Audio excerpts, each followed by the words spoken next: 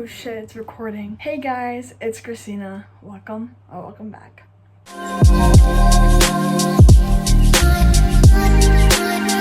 So in today's video, as you saw by the title, I am doing If You Like This Show, Read This Book. I think this was a very good book idea because I do watch my fair share of shows, even though I've watched less over the years, but these are my top favorite shows, except like one that I haven't finished yet. And I thought it was like a good idea, so we're gonna be doing about 5 shows. I have my Notion open, so I have all the recommendations. You're gonna see them somewhere here, probably here, and I'll tell you a little bit about them and why I think they relate to this show. So let's get started. So the first show we're going to be talking about is Gilmore Girls, and I'm sure you've heard about Gilmore Girls. It's probably all over your For You page if you're a reader, if you like Taylor Swift. They all kind of, it's like a Bermuda Triangle between these 3. I love this show. I'm actually rewatching it for the 3rd time.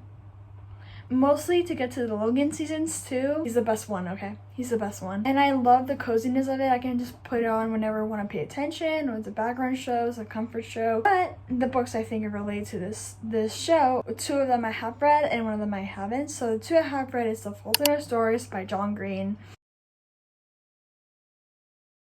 If you don't know what this book is about, it's about 2 people, 2 teenagers, like young adults, that end up having some kind of illness and they fall in love and stuff happens. It's also a movie a bunch of times, but it's a really, really cry-to book. And the other book I read that I recommend for Gossip Girl is The Ex-Hex by Erin Sterling. And as much as like The Ex-Hex probably has nothing to do with Gilmore Girls as well as The Fault in Our Stars, they all give the like cozy comfort vibes, especially like The Fault in Our Stars is such a comfort book because it's just from that time, and so is Gilmore Girls. But The Ex-Hex is based on this little small town that has witches in them, and our main character casts a spell on this guy and you have to break the spell. Again, like I said, it's in a small town. It gives me those cozy everybody knows everybody vibes that Gilmore Girls does, and I think it's really, really cute.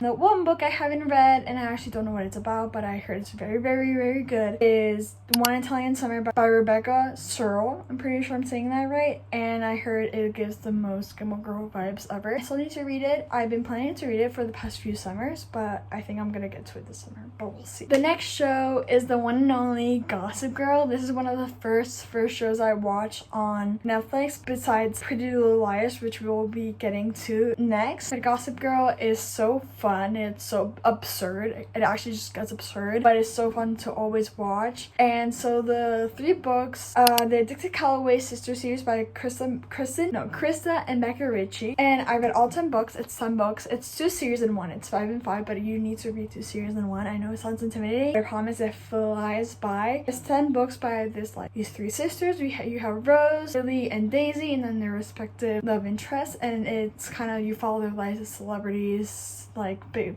public figures, and just like rich kids that the whole Gossip Girl vibe gives. Following that, we have Magnolia Parks by Jessica Hastings. I think this one is so popular, I don't really think I need to explain it, but it is the Addicted Calloway sister series, but make it British, which is so fun. And then the other one is American Royals by Catherine McGee. I've only read the first book, but it's basically as if the United States had the royal family, and I think it's so awesome. You should definitely read that one. I think it's actually kind of underrated.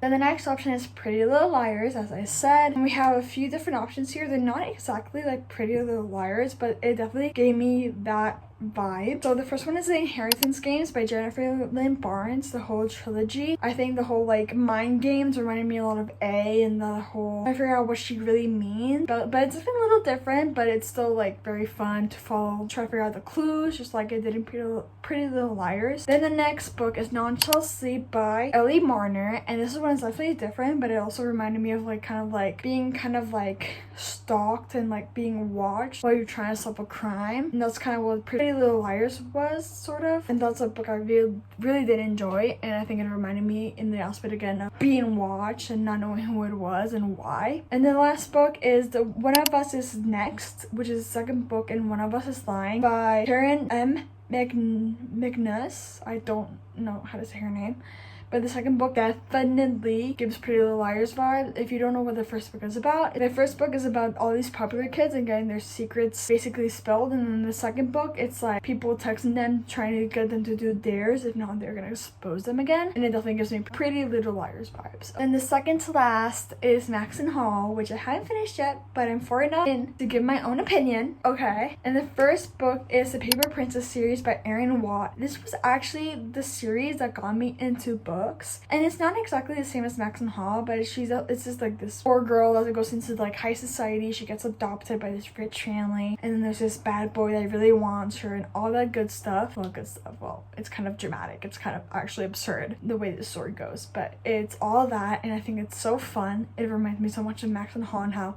you know, the discreet girl that just doesn't want to get seen and the bad boy, and then I loved it because it was my first book. Probably if I read it now I probably wouldn't like it, but it's still such an entertaining, funny read, and I think it reminds me a lot of Max and Hall. And we have A Million Kisses in Your Lifetime by Monica Murphy. This is definitely like a bully romance, so it doesn't really follow the enemies to lovers Max and Hall has, but again, it has the vibe of like the quiet girl and the popular guy, and I think it's a pretty story, even though it's a little, I actually don't like bully romances, but I think A Million Kisses in Your Lifetime is very, very good, and it definitely has a Max and Hall vibe. And then the last book of Max and Hall is Fourth Wing by Rebecca Yarros, and I know this one's a little like out of place with this kind of plot, but I think about Xaden and Violet, and I'm like, okay, that's them, like Max and Hall vibes for sure. Their dynamic reminds me of Max and Hall. And the last show is The Summer I Turned Pretty, also a pretty well-known one in the book community. The first book for the Summer I Turned Pretty series is Summer Broken Rules and What Happens After Midnight by Kaale Walther.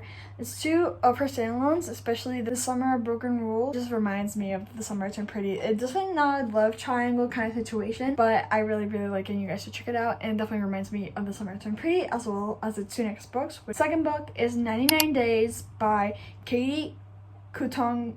I'm not gonna try and pronounce that, but you're gonna see the name somewhere here. And this one's definitely a love triangle. Definitely don't read it if you don't enjoy love triangles that really irk you, because you're definitely not gonna like it. This is a love triangle. Take the plot of Summer I Turned Pretty, and it's this book, basically. And I don't mind people copying or getting the same ideas from other books. If I enjoy it, I'll enjoy it. And then we have The Homewreckers by Mary Kay Andrews. This is definitely different. It's the renovation of this old house in this small town in South Carolina, I'm pretty sure. And it's definitely not like, it has nothing to do with like, there's nothing similar to The Summer I Turned Pretty besides it being like a beach town and like a small town kind of thing, and like people being kind of have big houses and stuff. But I do still think they're pretty similar. So I hope you guys enjoyed.